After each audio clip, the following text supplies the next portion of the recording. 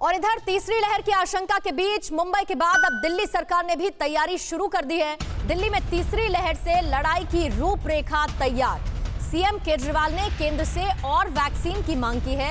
हम दिल्ली में oxygen bed की तादाद बढ़ा रहे हैं। अरविंद केजरीवाल ने कहा, दूसरी लहर में दिल्ली में सबसे ज्यादा 28,000 केस सामने आए।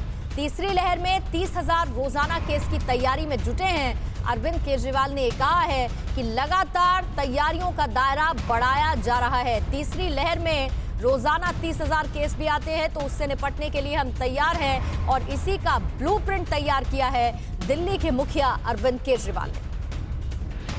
बिल्कुल तैयारी करनी चाहिए, मतलब बियॉन्ड सारे कैपेबिलिटीज, जिसकी वजह से बहुत ज्यादा इंफ्रास्ट्रक्चर तनाव में आ गया था। लेकिन अब हम जिस स्केल के ऊपर इंफ्रास्ट्रक्चर क्रिएट कर रहे हैं, हमें हफ्ते 10 दिन लग गए, लेकिन अब जिस स्केल के ऊपर हम कर रहे हैं, अगर अगली लहर में 30,000 केस भी आते हैं तो हम उसको डील करने के लिए तैयार हैं। और सीधा आपको दिल्ली लिए चलते हैं। मेरे सहयोगी मोहितोम इस वक्त लाइव हमारे साथ जुड़ चुके हैं। मोहितोम, क्या ये समझा जाए अरविंद केजरीवाल के बयान से, उनके स्टेटमेंट से, कि वैक्सीन की कमी को अगर पूरा कर दे केंद्र सरकार तो तीसरी लहर से निपटने के लिए हम और ज्यादा सक्षम और मजबूत खड़े हुए नजर आएंगे?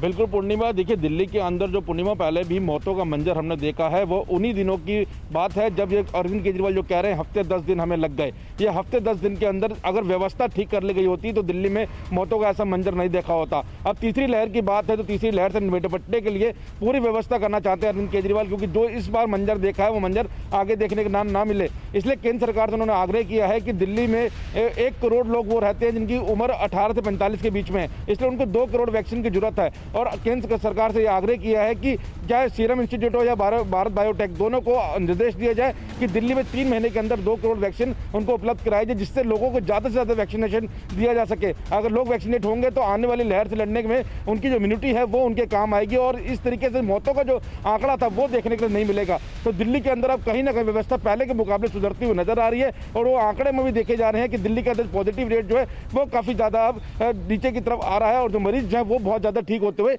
नजर आ रहे हैं। तो पूर्णिमा, अब दिल्ली के अंदर ना तो ऑक्सीजन की कमी नजर आ रही है और ना ही सरकारी अस्पतालों में जो जिस तरीके से बेड की कमी थी वो देखने के लिए मिल रही है। तो कहीं ना कहीं व्यवस्था सुधर रही है और जिस तरीके से अरविंद केजरीवाल दावा कर रहे हैं कि वो ज्यादा से ज्यादा ऑक्सीजन बेड तैयार कर रहे हैं, आईसीयू तैयार कर रहे हैं, तो वो देखने के लिए मिल रहा है कि जैसे बड़े बड़े पार्क्स के अंदर 500-500 बेडों के जो आईसीयू सेंटर बनाए जा रहे हैं, कोविड सेंटर बनाए जा रहे हैं, वो अपने आप में कहीं ना कहीं दिल्ली उस ओर बढ़ रही है कि दिल्ली में अब आने वाली जो तीसरी लहर है उससे निपटने के लिए दिल्ली कहीं ना कहीं तैयार नजर आ रही है। वालों के कान को ये खबर कितना सुकून दे रही होगी कि दिल्ली में अपना ऑक्सीजन की कमी है, ना आईसीयू बेड्स की कमी है, अस्पतालों में एडमिशन की दिक्कत नहीं हो रही है और दिल्ली के मुखिया कह रहे हैं कि हम तीसरी लहर से निपटने के लिए भी तैयार हैं।